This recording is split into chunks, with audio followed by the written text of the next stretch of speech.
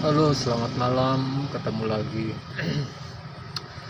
Hari ini kita membahas masalah Marabiaban, lanjutan video pertama. Di video sebelumnya saya sudah ada cerita, hari ini mau melanjutkan cerita lagi. Jadi, dulu almarhum nenek saya itu pernah cerita. Dia bilang, kalau ada orang yang mati tidak wajar, dalam artian tidak wajar ini, dia mengamal ilmu hitam atau sesuatu yang tidak baik. Kemudian dia mati dan jasadnya tidak diterima bumi. Akhirnya dia mengawang-awang gitu kan, menjadi hantu. Dan konon arwah-arwah yang tidak benar ini larilah mereka ke Gunung Halau-Halau. Nah, di Gunung Halau-Halau itu koloninya diketuai atau dipimpin oleh Marabiaban sebagai rajanya. Konon katanya Raja Marabiaban ini berbulu putih, mirip layaknya Leak di Bali. Jadi siapapun yang masuk ke wilayah koloni Marabiaban setelah jadi hantu itu pasti berkelahi, karena memang seperti itu tabiat makhluk-makhluk gaib kan, dia suka bertarung, suka berkelahi.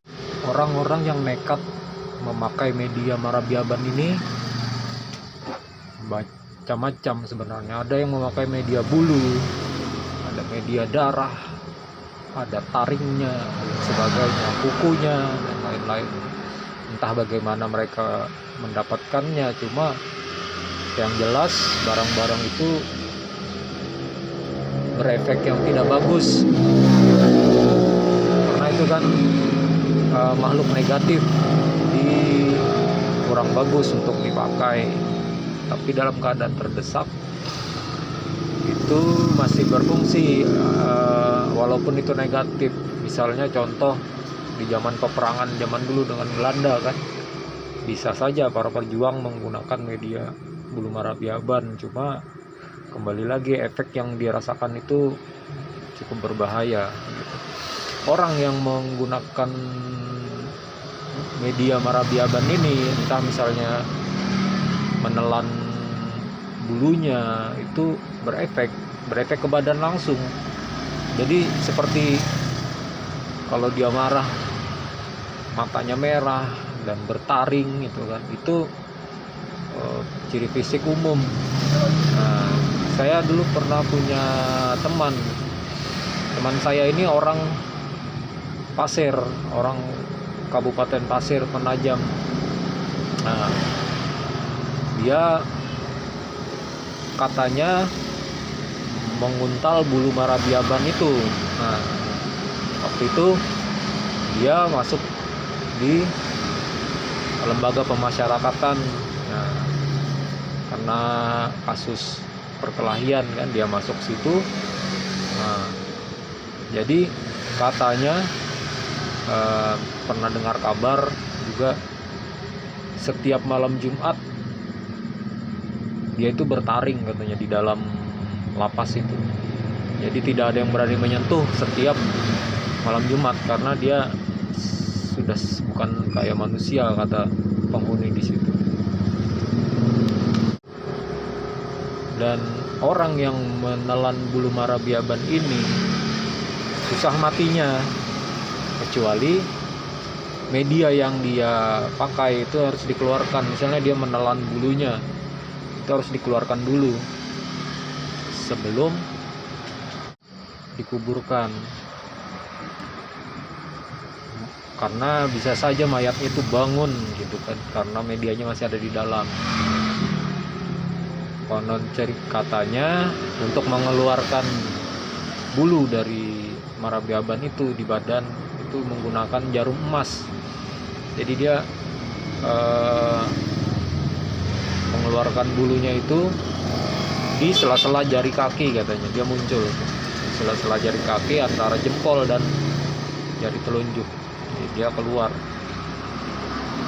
Dan sebenarnya media Marabiaban ini ada di bagian tubuh kita sendiri, ya, bukan cuma dari media bulu marabiaban tersebut, karena dalam tanda kutip bulu marabiaban itu ada di badan kita.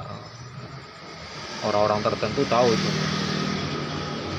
Hal-hal seperti itu menyalahi aturan kodrat, jadi sangat tidak dianjurkan untuk menggunakan media-media marabiaban seperti itu. Dan konon katanya marabiaban ini ada marabiaban laki dan marabiaban bini. Ciri-cirinya, kalau marabiaban laki dia berbulu merah, kepalanya itu seperti bulat. Kalau marabiaban bini atau marabiaban yang betina, bulunya hitam dan kepalanya itu sedikit lancip. Penjelasannya seperti itu. Dan kalau ada terenggiling di hutan Meratus itu tidak jauh, karena marabiaban itu suka dengan terenggiling, yang konon katanya terenggiling itu peliharaan dia. Jadi kalau masuk hutan Kalimantan bertemu terenggiling, ya berhati-hati, bisa saja marabiaban itu dekat di situ gitu. Walaupun dia memang gaib, tapi bisa saja dia menzahirkan diri dan memunculkan gitu.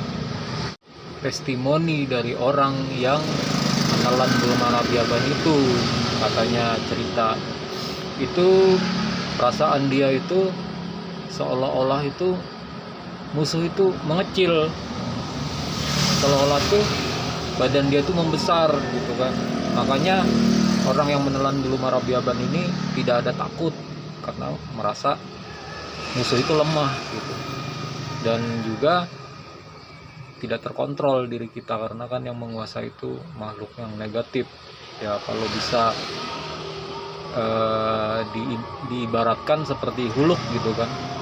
Di film Huluk itu kan ketika si profesor itu berubah jadi Huluk, dia tidak terkendali dan kekuatannya berlipat-lipat.